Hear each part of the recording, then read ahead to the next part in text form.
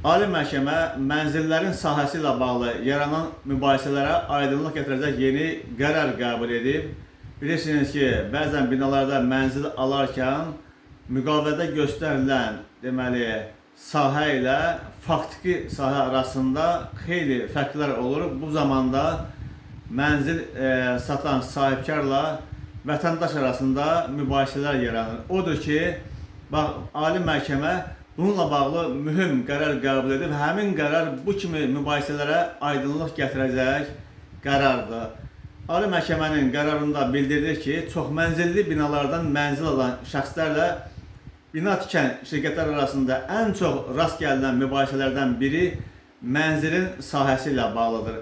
Əksər hallarda alıcı daşınmaz əmlakın dövlət reyestrindən aldığı çıxarışda qeyd olunan sahənin müqavilədə göstərilən sahədən az olduğunu gördükdə şirkətin müqaviləni pozduğunu hesab edir. Məhkəmədən bildirilib ki, belə işlərə baxılarkən ilk növbədə tərəflər arasında bağlanmış müqavilənin şərtləri araşdırılmalıdır.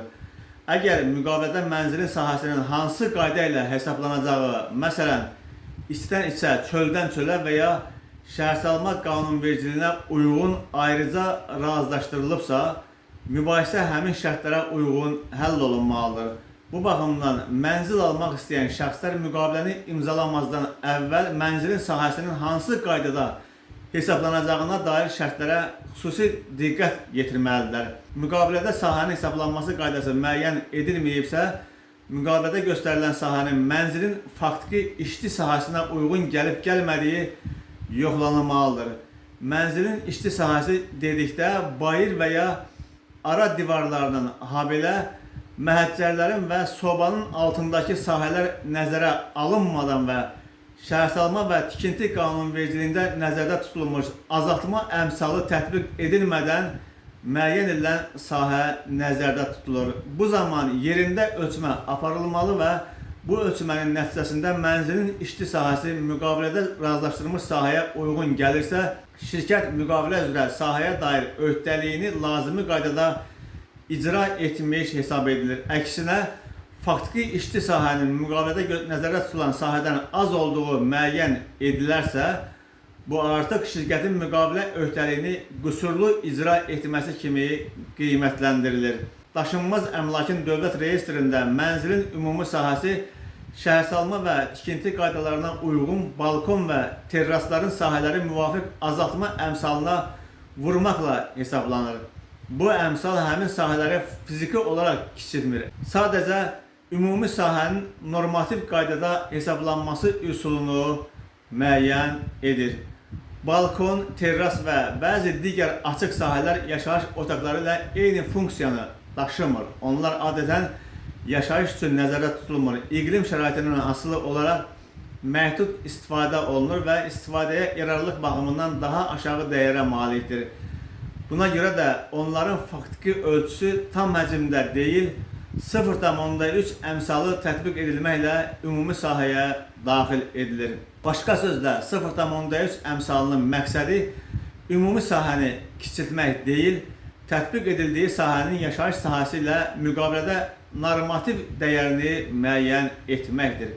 Ali Məhkəmənin mövqeyinə görə şəhərsalma və tikinti qanunvericiliyində nəzərdə tutulmuş mənzilin ümumi sahəsinin hesablanması qaydaları dövlət reyestrində daşınmaz əmlakın vahid metodologiya üzrə uçota alınması məqsədi daşıyır və müqavilədə ayrıca razılaşdırılmadıqda mülki hüquqi münasibətlərə avtomatik tətbiq edilə bilməz.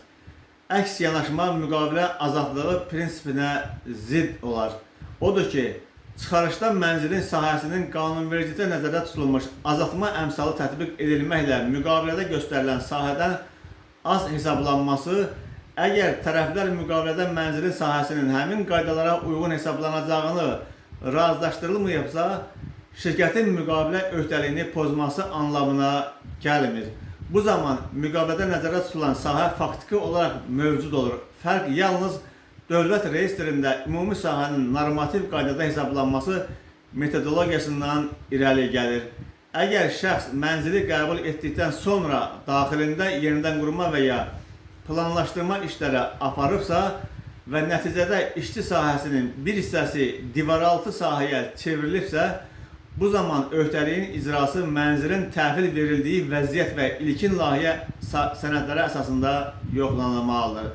Sonradan daxili sahələrin divaraltı sahəyə çevrilməsi şirkətin ziyanına qiymətləndirilə bilməz. Əgər mənzildə sahə çatışmazlığı müəyyən edilərsə, alıcı çatışmayan sahənin dəyərinin ödənilməsini tələb edərkən mübahisəyə baxıldığı vaxt mövcud olan bazar qiymətlərinə əsaslanıla bilər.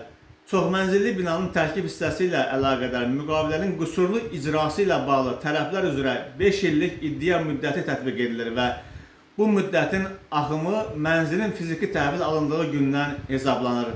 İddiaçılar çox vaxt iddia edirlər ki, onlar qüsurlar barədə çıxarış əldə etdikdən sonra məlumatlı olurlar. Ali məhkəmə bununla bağlı baxdığı konkret mübahisələr üzrə qeyd etmişdir ki, vətəndaşların mənzilin təhvil verilməsi zamanı və ondan sonra keçən müddət ərzində ağlabatan sayıqlıq və ehtiyat nümayiş etdirməklə mənzilin müqavilədə göstərilən ölçülərə uyğun olub-olmadığını yoxlamaq imkanı var.